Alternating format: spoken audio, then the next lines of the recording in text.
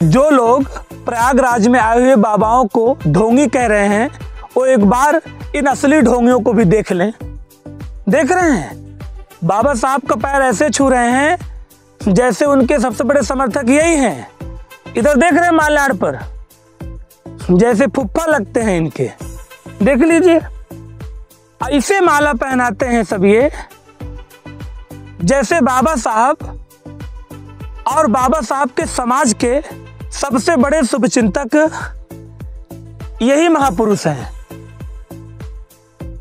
दलित समाज को इन ढोंगियों को देखना चाहिए एक बार कि 75 साल हो गए। उन 75 सालों में आज तक दलित समाज नहीं सुधरा, और नहीं सुधरा तो उसके पीछे क्या कारण रहा, ये क्या कभी दलित समाज ने इसको सोचा? ये जितने ढोंगी हैं, जब चुनाव नजदीक आता है तो डॉक्टर बी.आर. अम्बेडकर और उनके समर्थक उनको उनकी प्रशंसा में ऐसे पुल बांधने लगते हैं जो कभी टूट नहीं सकता है, लेकिन चुनाव बीतते ही उस पुल का पता नहीं चलता है। ये है असली ढोंगी। इन ढोंगियों को थोड़ा सा देख लीजिए, और इन ढोंगियों को उस समाज को जरूर देखना चाहिए जिस समाज को चुनाव के दौरान सिर्फ मजाक बनाया जाता है। वो गरीब हैं, दबे कुचले हैं, उनके हमें विकास में काम करना है। इन ढोंगियों को देख लीजिए, ये बेशर्म ढोंगी हैं सब। इन्हें कहते हैं असली ढोंगी। वो तो बेचारे बाबा लोग तो कम से कम धर्म के नाम पे ही ढोंग कर रहे हैं। ये लोग किस नाम पे? कुकर्म के नाम पे।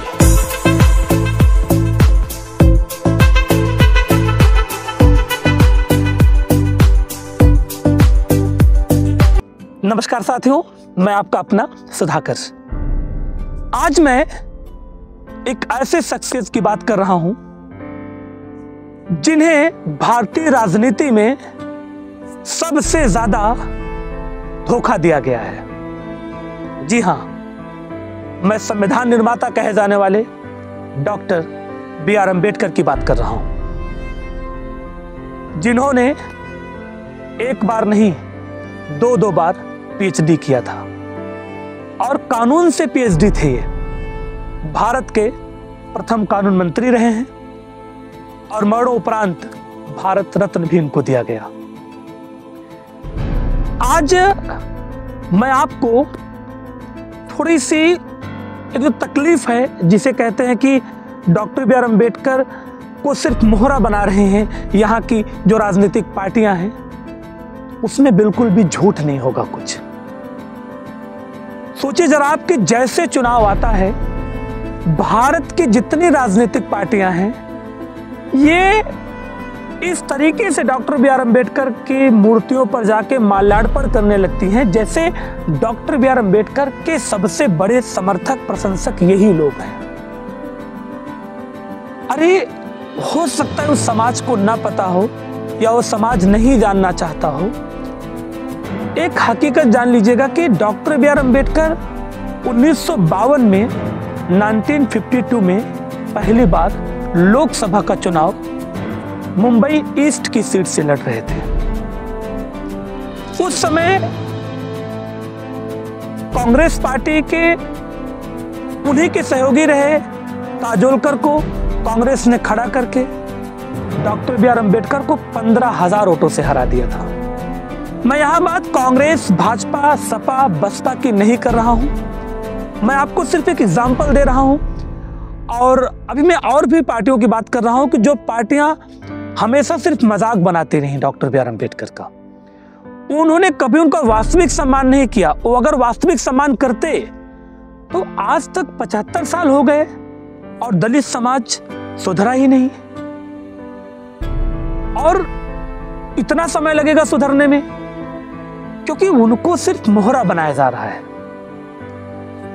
1954 में doctor B R. Ambedkar Bhandara seat से उपचुनाव लड़ने के लिए गए थे, और उनको फिर से हराया गया था 8,000 वोटों से। Doctor B R. अम्बेडकर को यहीं पर जलील करना नहीं बंद किया गया था। इसके बाद 1978 में 1978 में कांग्रेस ने डॉक्टर बी.आर. अम्बेडकर को हराने वाले काजोलकर को पद्म भूषण सम्मान दिया था। पंडित नेहरू ने खुद अपने आप को भारत रत्न दे लिया था, राजीव गांधी को भारत रत्न दिया गया था। लेकिन क्या कांग्रेस, जो अपने आप को दलितों का शुभचिंतक आज कह रही है, वो डॉक्टर बी आर अम्बेडकर को भारत रत्न नहीं दे सकती थी? या उनके सम्मान को अगर बढ़ा देती तो क्या उससे कांग्रेस का कोई नुकसान था?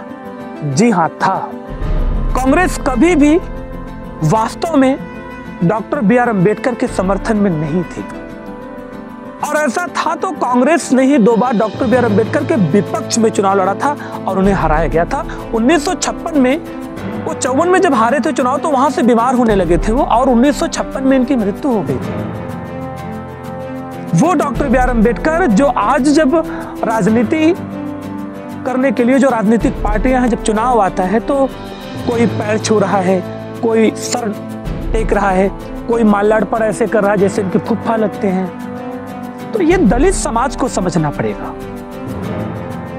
जितने भी लोगों ने डॉक्टर बी आर अम्बेडकर के दम पर चुनाव लड़ा, उनके विचारधाराओं को मोहरा बना के चुनाव लड़ा,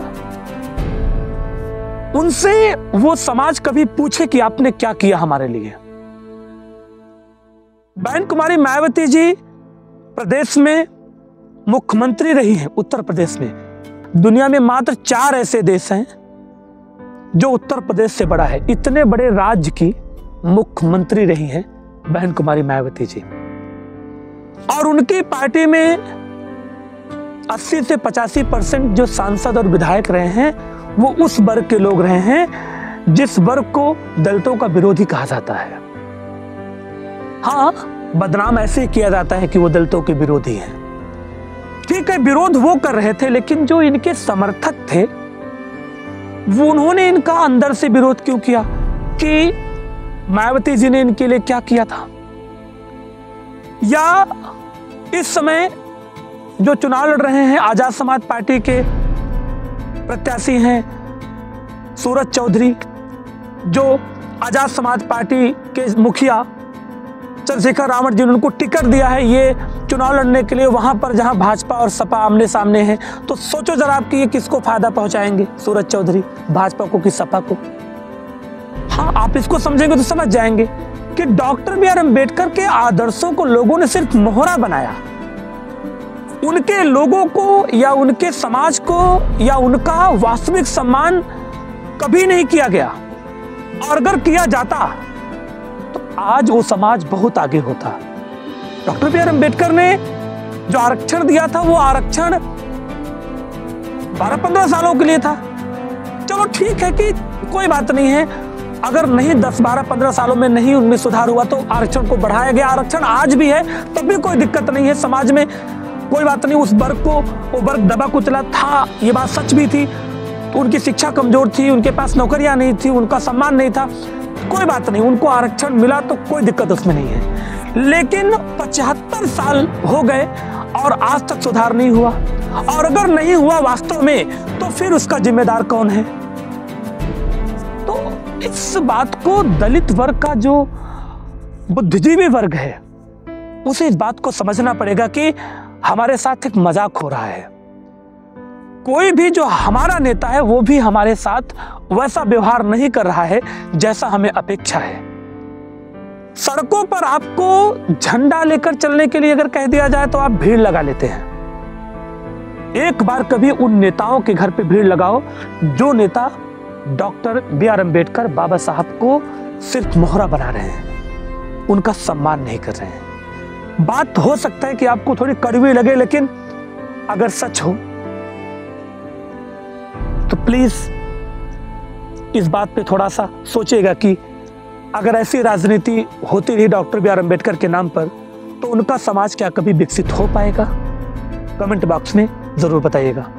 अगर बातें अच्छी लगी हो तो चैनल को सब्सक्राइब करिएगा, मित्रों तक शेयर करिएगा। नमस्कार मित्रों, आपका दिन शुभ हो।